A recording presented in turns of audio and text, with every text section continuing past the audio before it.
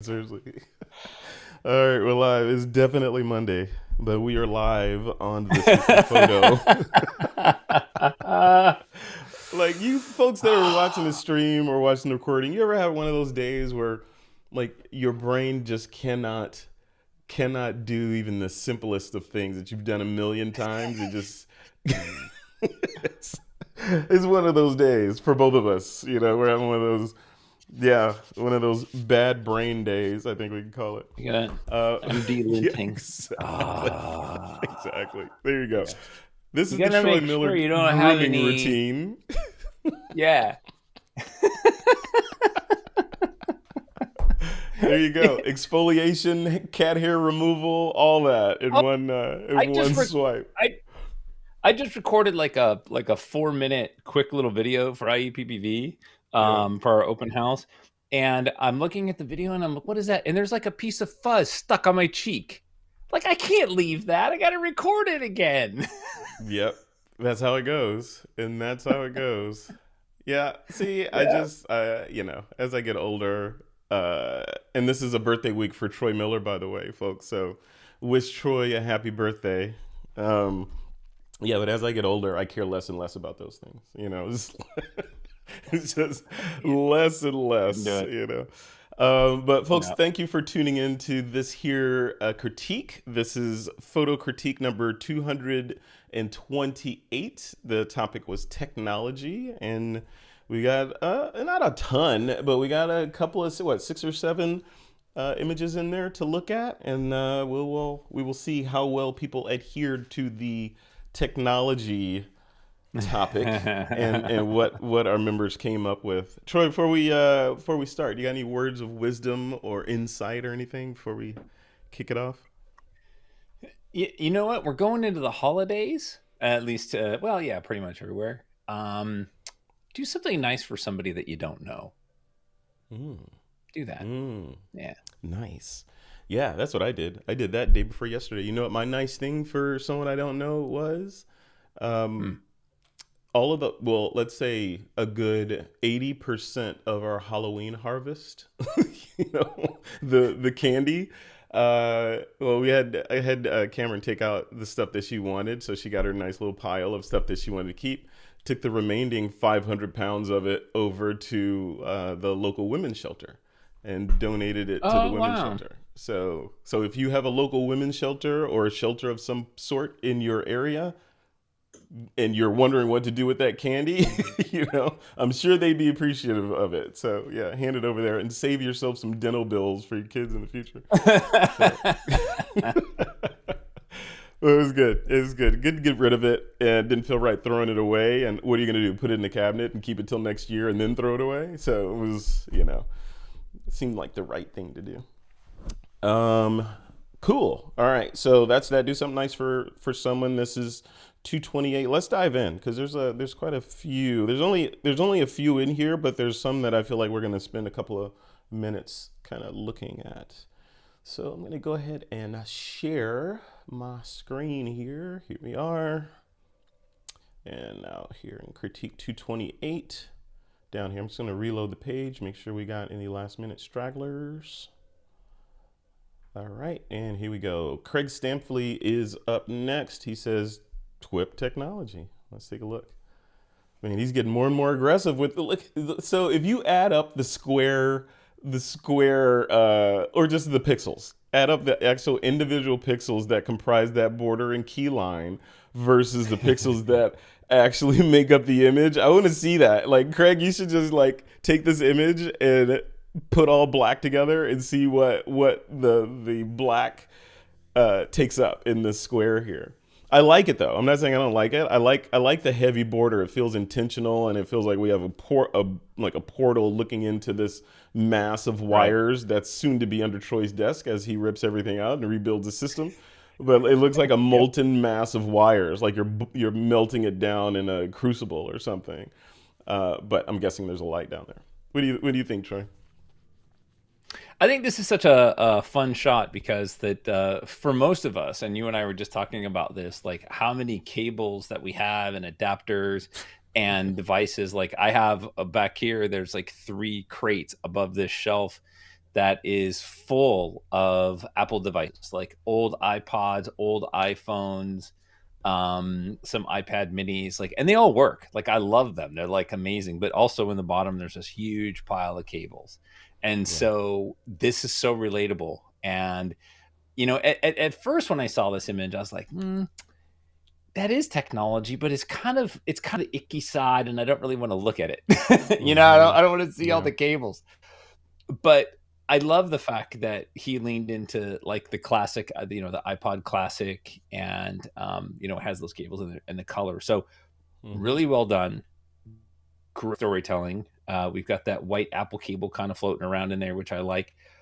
I do think it would be nice to bring down some of the outer edges, some of the like the lower left, the USB port, not the port, but the USB cable in the bottom right, the iPhone on the right. Like, just bring down those edges a little bit and kind of bring us into the hero, which is the iPod right there in the middle. Yeah. Yep. Yep. I agree. Yeah, looking at this, when I put on my okay, what was the artist thinking hat, and I look at this shot, what I think he's trying to convey here is not just the mass of stuff that we try to hide, the wires, but also the outdated technology that's in this shot. Because the USB-C cable, that USB-A in there, which is outdated, a micro USB cable, which is outdated. That's an iPhone, I'm guessing 11 or 12, maybe before down there. And I don't know what that thing off to the left is, but it's got to be something that's old. And even that ratty white cable in there, which is probably well, it looks like it's that Apple 30 pin connector cable. It's dirty and ratty. So all this stuff looks like Yeah. it's that detritus that hangs out in our lives that we cannot throw away because one day I might need a USB-A cable, right? And like the iPods and the iPhone in there, it's like memories. That's a part of history. It's like throwing away a fossil that you found, right? I got to keep it. It doesn't take up that much space. I can't sell it for anything, so I got to keep it, right? And that's what happens to us, which is why I have bins of stuff in the garage that I regularly go through and get rid of. And yeah, Yeah. it's a thing. But yeah, I think he was going for. I feel like he was going. Correct, and correct us if we're wrong, but I feel like you were going for outdated technology or legacy tech or something, and that it needs to be melted down into something new, right? That's kind of what I get out of this. Yeah. And But and cool. environmentally, like, this is one of those things that, there's been some dialogue about, especially like in the EU, about, standardizing the connector, because there's so many Hmm. cables. We got so many cables. Hmm. So yeah, Hmm. stuff we need to work on. Yeah, or wireless. Imagine that. We go wireless. I mean, we went kind of wireless with MagSafe, but and I don't know that I want across the room wireless. I've seen that demoed where you could, charge your iPhone just by being in a room, right? And it kind of gets a charge. I don't know that I want that. I think I want to see my electricity or at least know where it's coming from. Right. Cool. Right. Thanks a lot, Craig Stanfley. Very good. All right. The next one is from. Let's see, scrolling down. This is Paolo's up next, right? Paolo says hashtag building race car. Okay, he photographed this young guy last year during the Formula Student Germany competition in the pit line of the glorious Heimring racetrack. Came straight from Bangalore, India, all the way to Germany by car as teammates and their race car prototype. Nice. All right, let's take a look. Look at that. Yeah, it's good. Yeah, I like. Yeah, okay. So tell me, I have thoughts. Give me your thoughts. Right away, to be fair, I don't see any technology. So it's in this topic, this is not one of those images that, fall in the technology category. I understand the reference, but I need somebody to explain it in order for the image to convey that. So that's something that's important for us as photographers, is to realize, like, if I want to convey a story, I can't assume that the viewer gets it. Mm-hmm. Sometimes we have to work a little harder to convey that story. Mm-hmm. As usual, Paolo, delivers an amazing composition. I love his color. I love the toning. I love this guy's I mean, this guy, like, no disrespect, right? But he seems like he's a very nerdy dude, right? The way he's standing, his body language, and he embraces that with the shirt, which I just love that. I just think that is so great. I Mhm. would love to see some of the tech that he's working on. I wish that some of that was in the photo, maybe in the background or something like that. I think that would be a lot more powerful. But I dig the shot. You know, it's a fun portrait. Yeah. Yeah, it is. It is a fun portrait. It's a, in the style of street photography or photojournalism.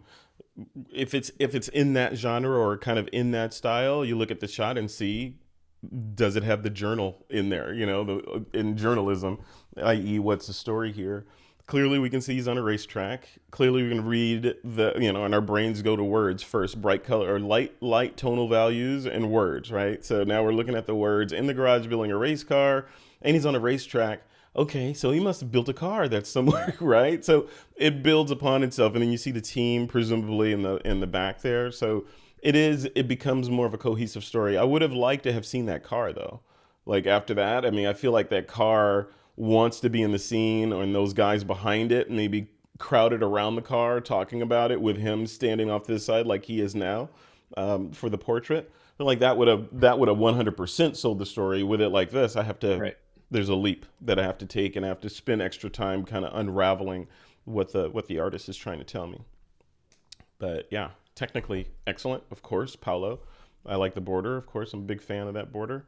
And yeah, yeah, very good. And on your comment of this guy looking nerdy, as you said, with disdain, so I I would did argue. not.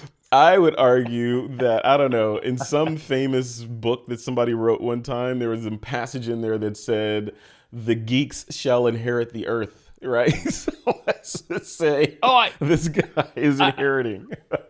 I'm a pure, And I know it didn't I'm a say that, total but nerd, right? Like we yeah. both are. Like you and I, like there's no disrespect there. That's No, an I'm honor, kidding. right? Like Yeah. we're all geeky and nerdy, but it just kind of leans into this idea, like body language. Because as a portrait photographer, I look at body language all the time, and his body language is communicating one thing to me, right? Versus what I might think otherwise. So yeah, Yeah. Yeah. Very cool. Thank you, Paolo. It's a cool shot.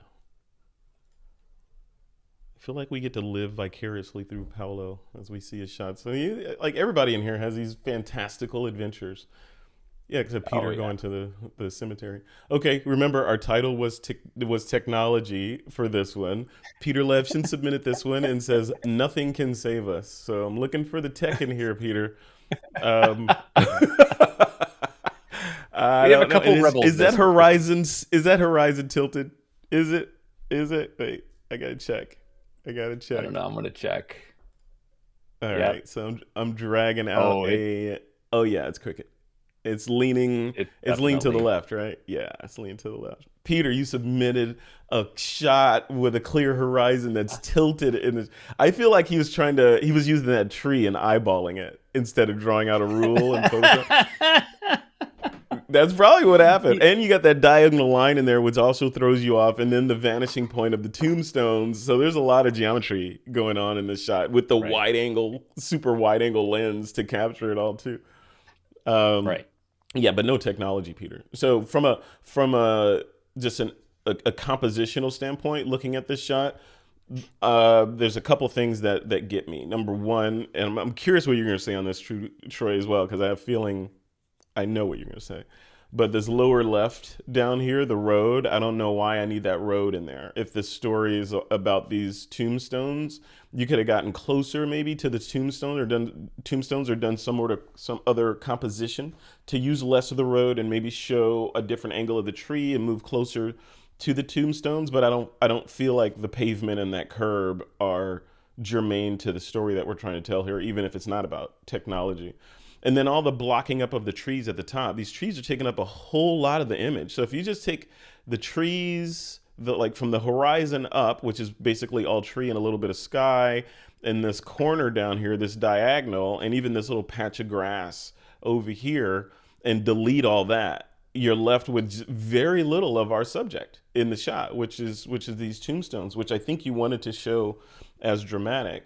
And then he surrounded it with this. I think this border is too big or too thick for this particular shot. Again, this is subjective personal choice, right? So I look at this, I feel like it's too big, especially because we have so many dark tones up in the sky here, because the tree's kind of blending in, especially compressed through zoom or through eCam or whatever. We're losing a lot of detail at the top. So those are things that immediately come to mind because I look at it and seriously, my mind first went to these rocks down here at the base of this tree because I'm like, oh, okay, that must be. And then you look at the trees. Oh, there's tombstones back there. So I think the order of operations is a little bit off. But I'm curious to what you'd say about this, Troy. Um, I really like the image. Everything you said makes perfect sense. I think this image has a little bit of a uniqueness to it in that you've got like these three windows. Yes, the shadows are blocked up, which I think that is very much part of Peter's style, but I do wish there was detail there. But we've got these three windows: left, center, and right. And I feel Mm-hmm. like the right window is sort of the hero, and that's the one that I kind of want to walk down. So although I'm not a huge fan of the street, like you said, I do wish though that I'm okay with it staying there, but I think the left two windows, if you will, should be burned down. Right. So it's the darkest Mm. on the edge and then slightly lighter. And then the center, the hero is the one. I think that would feel so much better. And I think you would be drawn into the tombstones rather beyond the trees than be distracted by the trees. I really like what's happening in this image. I think that it's a really wonderful storytelling image, and I think it just needs a little bit more tweak. Um, Definitely not technology, uh, but Yeah. that's that's the fun of it, right? Right. Yeah. Yeah. Looking at this, I feel like I'm just thinking as you were talking, I was thinking, okay, how would you pull a story out of this if you were to have more options in terms of compositional elements? I think on that road right there in the lower left, if there was like what you could tell was a kind of cropped off limo, a black limo, with Hmm. down this middle row here, a kind of a silhouetted figure walking it in that direction, maybe holding flowers or something, just something like that to sell it. So it's like, oh yeah, this car pulled up and this woman shows up here every day or every week and brings flowers to her loved one or something like that. I think those would have like boom put it there, and then it would have made this stuff up here less distracting because now you're really thinking about the story and it becomes more moody, right? I think what I'm missing is the mood. Like what's the mood supposed to be here? If that limo and that subject walking down the aisle was in there, then the mood is obviously somber and sad and reflective and all those things. But at like this, obviously, it's a cemetery full of deceased people, so that's sad in and of itself. But I don't get any other underlying story beyond that. But yeah, I don't know. Interesting. Very cool. What about this border? You're the border king? Is this border acceptable for the border king? It's close. Mm, It's close. The key line looks like there is a key line, but it looks like it's really, really, really faint. And mm, maybe we're just not seeing it in the stream or not seeing it, on Circle with the web. But you want to make sure that that key line separates your image from the background. So the heavy black border is blending with the heavy blackness of the trees in the top left corner. So a more prominent key line would have been better. But I do like the presentation. I like the heavy borders. mm. I think it separates it from whatever else being displayed on, which is kind of the purpose of the presentation. So yeah, no, Do I you like it. do you think he purposely used the thick black border to accentuate and make it look like the trees were kind of blending into the frame? Was that the idea? Do you think here? Uh, I don't think so. I think that Peter probably just liked it. I don't Mm, know. Maybe he mm, did, but I, so the essence of creating the border in the background and the key line is more for image competition. That's kind of where a lot of us come from when we see this type of image. And an image like this would not do well in competition, specifically for what you pointed out, that it's bleeding into the background and there's no separation and stuff. So, mm. and Peter is a very accomplished photographer Yes. in competing, and he would know that. I mean, So maybe it's there, but it's too subtle for us to see. So That's what I was thinking. Because things tend to especially the darker tones tend to get blocked up when you compress them and stick them through a zoom pipe. So it's either that or it's intentional and it's a compositional element. So Peter, you'll have to yep. let us know. Let us know inside the community comment on this image and let us know what, like, break it down for us what you were thinking and what you're trying to say, and why your left shoe has a shorter heel than your right shoe.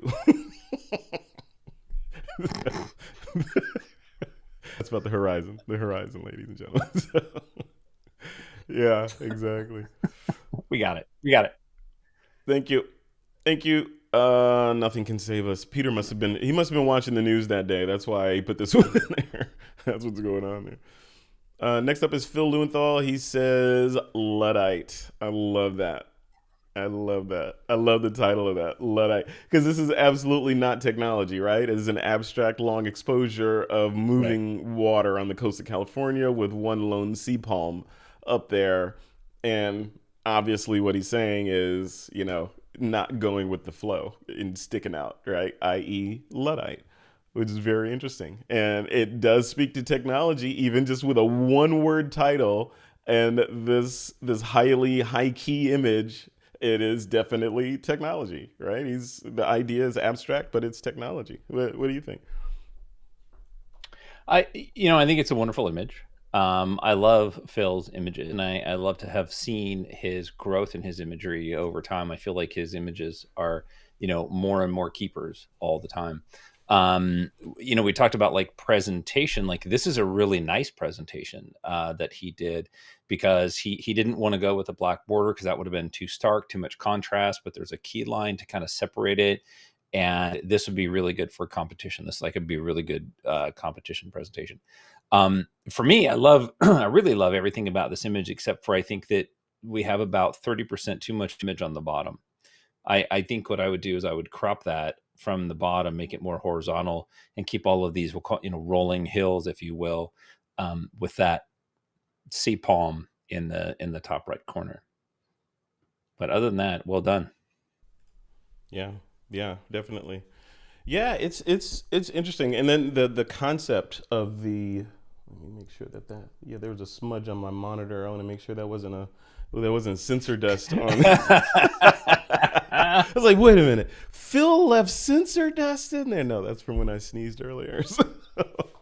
But I like it. I like the shot and white border. There's something, maybe because it's a high key image, it's more okay with me. But there's something about the white border on a shot like this that feels.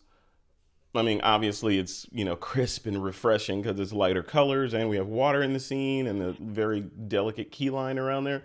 But it feels less intentional. I know it is intentional, but it feels less intentional. Maybe because old photographs used to come like this, right? You'd see it, and they all had borders like this until they didn't. But Yeah. like this, it harkens back to that and makes it feel even more and subtly serendipitous. Like, oh, here's a shot, and I got it, and this was a picture that was in the drawer, and I pulled it out. But no, no, I like it. Phil's great at this. He's got the recipe for getting this kind of art. He does. He does. All right. Coming up next is Nora Zanotness. Nora says it all starts with a silicon ingot, surprisingly difficult to photograph. Okay. What is this? Do you know what this Uh, is? I have theories, but I don't, and I want one. That's what I know is I want one. I don't know what it is. It's metal. It looks heavy. I want it. Yeah, it looks very cool. Yeah, I'm not exactly sure what it is, to be honest. Like I don't know. Maybe it's part of like a manufacturing process. It's part of the silica that's used to make. I don't know. I have no idea. So the fact that it's abstract, um, the title tells us that it's silicon, right? So we know Mm-hmm. that silicon is used a lot in technology. So that's a nice lean. Looking at the image, just looking at the image, I'm struggling with the fact that it's crooked. in the scene, like it's rotated counterclockwise, so that the back end of the object is more counterclockwise. So something like this just begs to be perfectly symmetrical. Mm-hmm. And the it doesn't, it needs more sophisticated lighting is the best way I can describe it. Is I feel like, hatchet lighting or something to scrape across the object to show us whatever textures or micro textures are in there. It's something like that. This just, it feels too sterile, if that's the right word. I'm curious what you have to say as I look at it and figure out what I want to say. Yeah, it's a tough one, right? Because I'm going back to technology, and I'm going back to her. Let's actually go back and take a look. It all starts with a silicon ingot. Surprise! So this is almost like a riddle. Thank you, Nora. It feels like a riddle, like crossword puzzle. Surprisingly difficult to follow. So yeah, I'm guessing this is part of a manufacturing process for integrated or IC chips, integrated circuits, or memory, or something, or some kind of chip. This is part of the manufacturing Platters. process for Yeah. it. Yeah, like maybe this is the read head for a spinning platter drive or something. I'm But I have no guessing idea. I have no idea. I'm guessing it's raw material. I'm guessing this is a Mm. like an ingot or something, like a piece of raw material before it's actually milled or melted down or used or Hmm. something.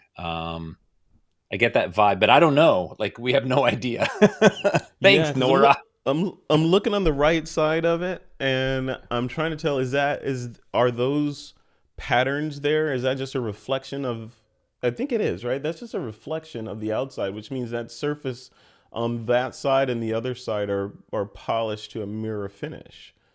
I think that So those are like hatchet marks across the side, like etched you think marks. so? You don't think that's a reflection? Mm-mm. I mean, but either way, I mean, whatever the object has, it's not, it's not lit so that we get nice form, dimension, texture. Maybe a Hmm. black Hmm. background would have been better. Black is a really good base for highly reflective objects because it tends to Hmm. help create. You can put light where you want it, and it tends to help show shape and form and stuff. So Yeah. Yep. Yeah. I wonder. Yeah, Nora, you gotta let us know. So you say those reflections on the left and right are not reflections. I say they are reflections, and in fact, I would go so far as to say that this was photographed in some sort of server room because that reflection is inverted, and if you flip it, it looks like racks. Those look like racks from a server room, and if so, this would make sense in there. So let us know, Nora. I have no idea what this is. I'm speculating. I'm doing my Sherlock Holmes CSI on this image. Maybe let's just feed it into an AI and say, please identify the object in this image, and have it tell me. well, But it's yeah, funny that you say that because you right now just I'm did it. doing a reverse search on Google, trying to figure out what the heck it is. Did it come up? Nothing? No, Oh, no, it interesting. came up with like earrings and stuff. Huh. Interesting. So I wonder. Like, can you save that? I want to save this image, Nora. I want to. You have me on a hunt. This is a wild goose chase hunt here. Yeah, that's really So cool. yeah. So what if I go? What if I go here? I did a reverse image search. What are you Oh doing? yeah, that's what our dad's parents used to do. Reverse image searches. This is what all the cool kids do. What is this? Is that what Please, you're typing? yeah. Please identify the object in this image. Nora's Okay. just so satisfied right now. The fact that she's completely stumped us. Hey, and I'm going to this intelligence, this artificial intelligence to tell me because my natural intelligence fell short. So let's see. Okay, here goes. Appears to be a metallic sculpture or model of a humanoid head. That's so much better. Oh my That's so god, much better. it has features that are reminiscent of a robot or android with visible seams or panels that suggest it could be a piece of futuristic technology or art. Oh my Yeah, god. it's so wrong. The design is It's sleek almost with as a if chrome you and I finish. wrote that ourselves. Right, we're just making it up. Let's just make it up. It got it got all of it right. It knows what it is. It's a minimalist, modern thing. It lacks facial features that would convey expression. Yeah. Okay. Yeah, I know this is not it, Nora, but it's interesting that the AI thinks that's that's what you. It's an That is Android head. so good. Yeah. So you know what you could do now? Oh, see, I could just go out on a rant now. Let's see. We could not Using have this, hoped for a better answer. right? Using this image as inspiration. Please create the robot that it would belong to. That the object in this image would belong to. Yeah, okay. Perfect. Okay, here we go. Let's see. All right, we're doing this live. Let's see, because ChatGPT 4 is integrated with DALL-E, which creates images. So we'll see if we're having. This is a normal conversation that you'd be having with an intelligence, right? You're just saying, hey, I got this thing, riff on it, and show me what you got. So we'll come back to that as it cooks, right? So here's Nora's image. And the next image up from that is Jim Peters. He says this was captured on a recent Southwest flight. We flew to San Jose, or we fly to San Jose once a month, and think very little about how amazing it is that we can get in there in an hour. Yeah, it's crazy. Yeah, yep. And this is technology. Very simple technology, generally speaking, but yeah, technology. So I've taken shots like this a million times, just sitting in that seat and you're like, oh, that looks good. Oh, look at those clouds down there against that winglet. Oh, look at this, look at that, taking those shots. So kudos to Jim for sharing this, because those shots that I take when I'm sitting in that window seat never see the light of day. They're just like, they're crossword puzzles for me to play with while I'm sitting there, waiting for the plane to land or take off or something. But yeah, definitely technology. I like it. It's abstract, but not instantly recognizable. We know what's going on in here. If you've ever flown Southwest, you instantly know the colors. They pop against this clear blue sky, California, of course. Not sure about this wisp of clouds down here, right there. I don't know if that's adding to or detracting. I'm curious what Troy's going to say about that, because it's otherwise we got almost like a perfect gradient going down there in the sky with this one obstruction kind of popping out in there. Then we get this little thing here that takes me a little bit out of the illusion of, I don't know what illusion that would be, but it kind of breaks up the cleanliness of the shot. What say you, Troy Miller? This is one of my favorite shots. This is just so cool, and it's just so easy. One, it's super easy to identify, and then it's very abstract. And I think that compositionally, it's really wonderful. It has a lot of things going for it. You've got this diagonal object inside of a box, inside of a square, which I think is super cool. The top left corner is darker than the lower right hand corner. So when we read our way through the image, it takes us right out of the image, and then we want to come back and look at it again. So that's awesome. The wing coming in from the lower left is not distracting because it's in shadow, and it's a sort of that gray and metallic, which I think is so neat that it's not distracting. If that whole wing had been in sunlight, that would be very distracting, right? The reflection or just that highlight there. And then we're really drawn into like these three colors. Well, technically four, because you have like the aluminum or the gray of whatever that is, and then you got the colors, the branding. So super great. I think everybody could look at this and know what this is, especially in today's age. You went back, 60 years, maybe 50, 60 years. I don't think everybody would know what it is, but I think we all know what it is. So it's kind of a little nod to that technology. And I like it. I really like it a lot. I think it's really cool. And the simplicity, I think, is what makes it so powerful. Yeah.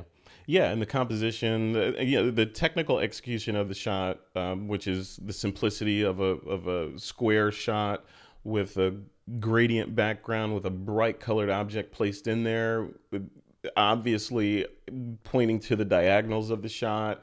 So yeah, it definitely works.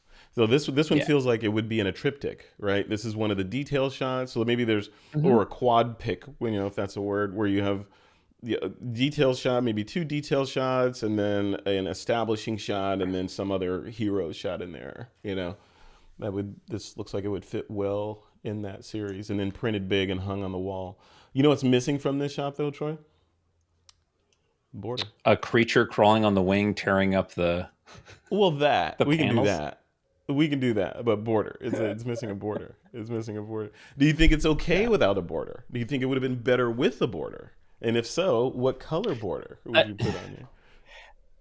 I think everything's better with a border because it's finished. And Yeah. especially in this environment. Now, I'm not talking about like it's better all the time in every environment because I know Frederick's going to lean into that. But in Yes. this environment where you're putting an image on a white, like a white background inside of like basically a web page, it's stark and it kind of does it a disservice. So for something like this, I would have done like a black border or a really, really, really dark blue border, like a navy blue with like a light gray or almost a transparent white, like maybe 3 pixels key line, just to Hmm. kind of give it that separation. Yeah. Yeah. I was looking at Nora's image, by the way, which I will share. The AI's interpretation It's of so Nora's great. image. I will show you all at the end of the show, so stay tuned to see what AI thinks Nora's shot was, if you dare. I'm just getting it ready on the You other just screen showed here. us an image. What is Oh, it? I'm showing it right now. Oh man, I gave it away. I'm gonna show you at the end. I'm like literally building it over on the other screen so I can do a big reveal, and here it is. Yeah, don't trust me to hold secrets. Definitely. But yeah, so this is the image. I was trying to show it because I wanted to show a side by side with Nora's in the shot. So I need to open them both up separately. So I'll do that Maybe as we Chat get towards GPT the end. knows the truth and Nora just thinks it's something else. Maybe. Maybe that's like, yeah, the AI is like, oh yeah, that's what I'm building my army out of. Yeah, that's that stuff. We'll have to. Who posted that photo? Because no one's supposed to know about that. We need to seal that leak. So, God, I'm trying to think. There's a what is that? It's called Mount. What is it called? Earth Core. It was a book called Earth Core, and they're yeah. looking Uh for huh. like remember that weird metal? Yeah, Yeah, I remember that. platinum. It's in my library, my Audible library, so I know about that book. I haven't listened to it in forever. That's like 3, 4, 5 years old, isn't it, or more? It's not a young Yeah, book. yeah. They look at books. Speaking of Yeah. books, there's a new Bobaverse. Just saying. Really? I know. I Interesting. know. Oh my god. Yeah, we, Nobody, we could. nobody's I gotta watching the. spin up another show. I gotta spin up another show. Like seriously, that we just kind of go through the AI stuff that's happening. I know there's a bunch of them out there now, but none like I would do. Because Nah, yesterday I couldn't got do on that. this. I got on this wild hair. Was it yesterday or was it at gymnastics on my iPad? I don't know, but I was kind of going through with ChatGPT because I was like, you know what?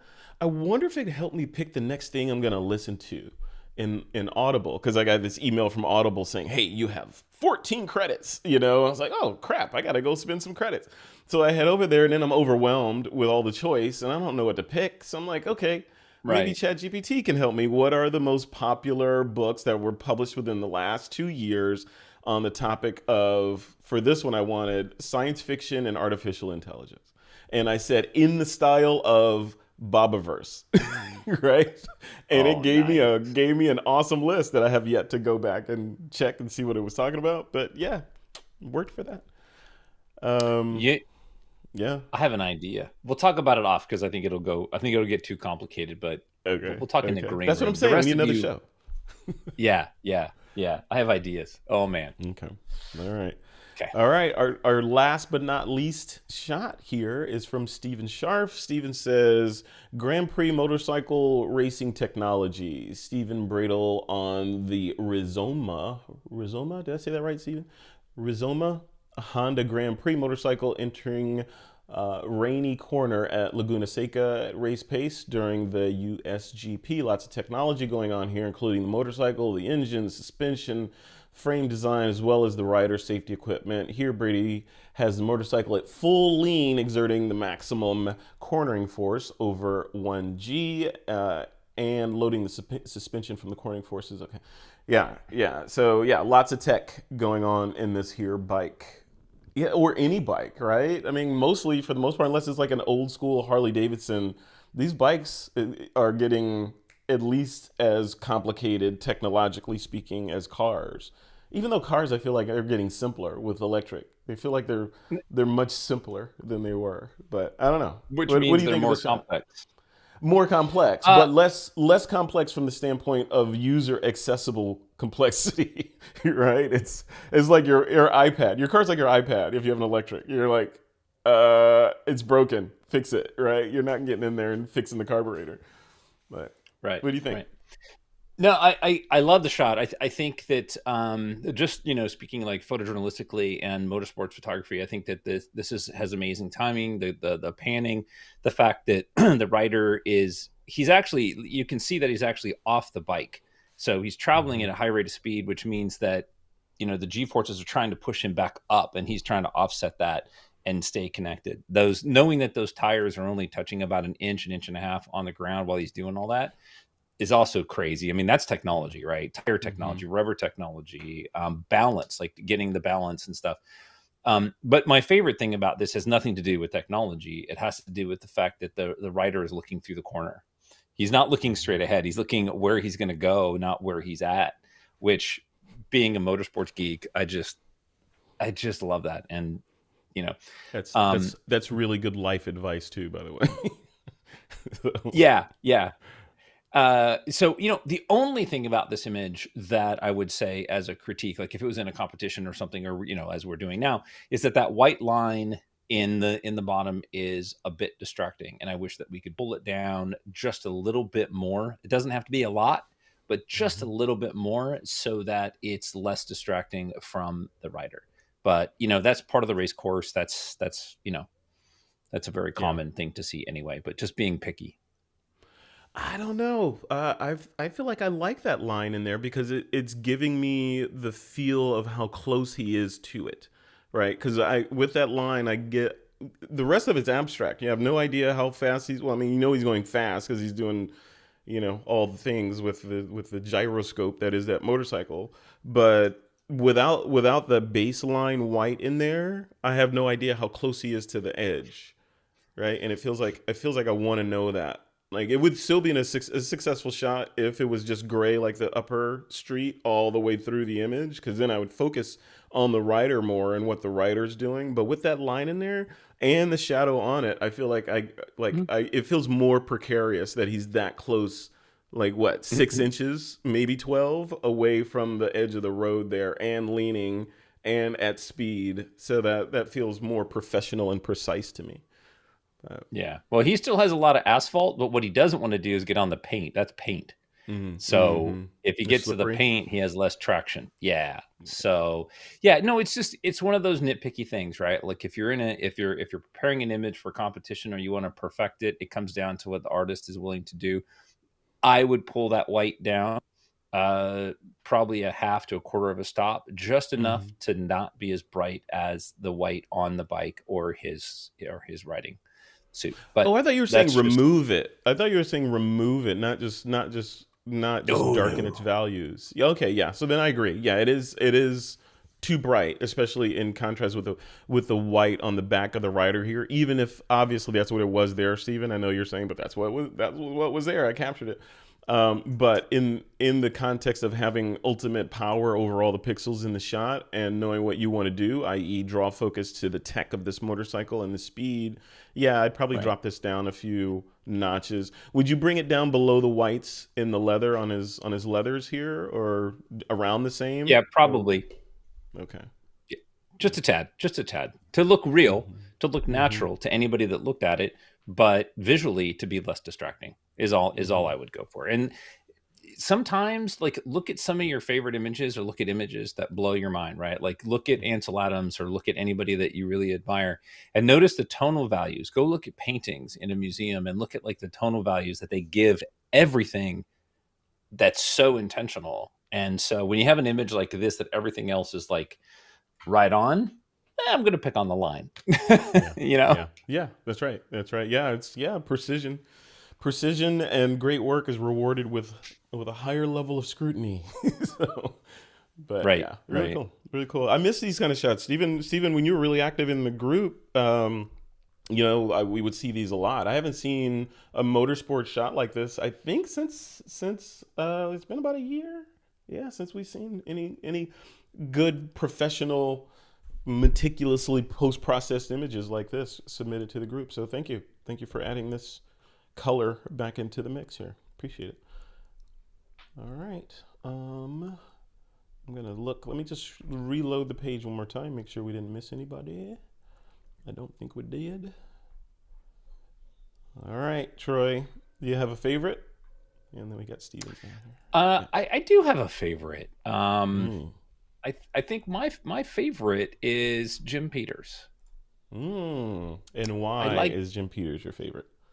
Well, because I think that even if this wasn't in the technology category, this is a really, really, really great image. And compositionally, I think it was sort of the abstract storytelling elements that are in here. It being a common item, but an item that is yet artfully displayed. I think all those things for me just really, really give me a strong pull to this image. I really like this.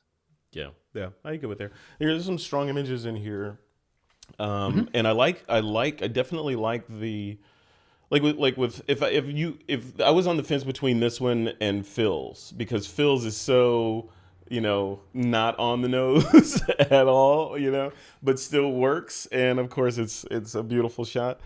And this one, because it is technology, and it feels this was considered state of the art not too long ago. These planes that do this magical things that take us places, and then it slowly notched up from there. And as expectations did, like, how come the Wi-Fi on this plane isn't working? What do you mean I can't order my meal from my seat? What are you, Yeah. savages, right? So, Yeah.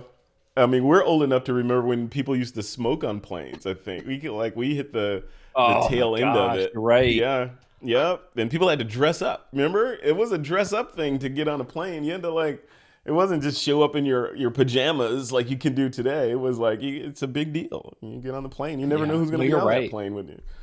So yeah, and now we don't do that, which is fine. Cool. All right. Have you been busy over there picking your topic for the next critique, Troy? And what I happens? have. Okay, so follow me on this. So I really think that it would be wonderful to challenge even the Luddites in the group to photograph something completely different than what they normally photograph. And speaking to Phil directly, Phil, you're out there on the beach and you're looking this way and you're photographing the waves. You can turn around and there's people and there's cars, there's your camera bag. So my topic is, and I'm going to challenge everybody to choose different, open category, but choose something completely different than what you would normally want to photograph.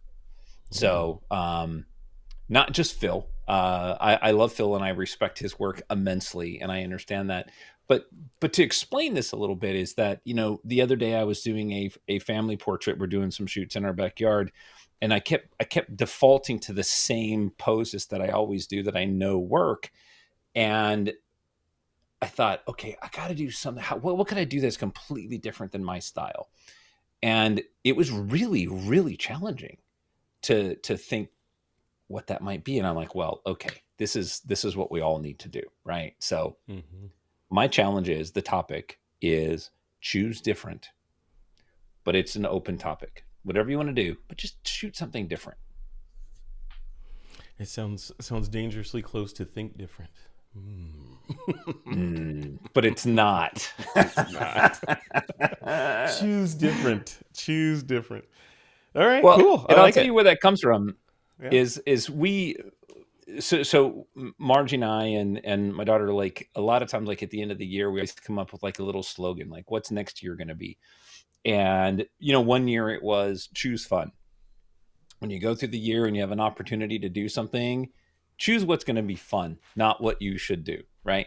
And then one year we went through and we said, oh well, we should choose different. So if we're going to go to lunch, and every time we go to lunch we go to Rodrigo's, like nope, we can't go to Rodrigo's, we have to choose different, right? Yeah.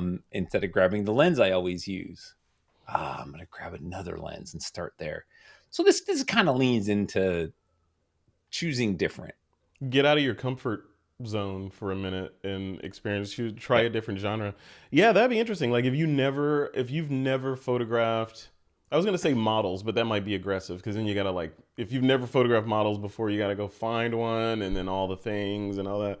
But portraiture, if you've never done portraiture before, give it a shot. Or even within our little TWiP community, look at other photographers within the community that you respect, like a Phil or a Steven or, Yeah, Paulo, yeah. and do what they do. Try to do a shot that you think they I'm would not do. doing what Paolo does. I'll get hit. I can't do that Exactly. here. But you're But not you could do wrong. motorsports. I mean, I know you used to be involved in that industry, right? Yeah. So you could definitely do that. So yeah, interesting. That's a good one. That is a good one.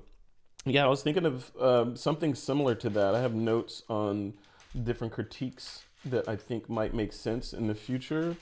And what is one that I wrote down? I'm like, look at this analog Frederick. I wrote down. I wrote down something similar. I think I wrote down it was not on this sheet. It was a genre swap.